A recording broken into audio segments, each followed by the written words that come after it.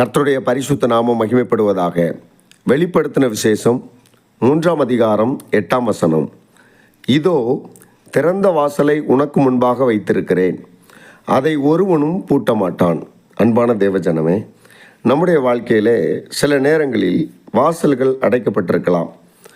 திறப்பார் இல்லையே, திறக்க முடியவில்லையே, எத்தனையோ முறை முயற்சி செய்தும் திறக்கவில்லையே, அடைக்கப்பட்டிருக்கிறதே என்று சோர்ந்து போகிற உங்களுக்கு கர்த்தர் சொல்லுகிற வார்த்தை என்னவென்றால், இதோ திறந்த வாசலை உனக்கு முன்பாக வைத்திருக்கிறேன், அதை ஒருவனும் பூட்ட மாட்டான். நாம் ஆண்டவருக்கு பிரியமாய் நடக்கும் பொழுது அடைக்கப்பட்டிருக்கிற கதவுகளை கர்த்தர் திறப்பார். இதுவரை நடக்காத காரியங்களை கர்த்தர் நடக்க பண்ணுவார். அதை ஒருவனும் பூட்ட முடியாது, அதை ஒருவனும் தடை செய்ய முடியாது. கர்த்தருக்கு பிரியமாய் வாழ்வோம், கர்த்தருடைய சித்தம் செய்வோம்.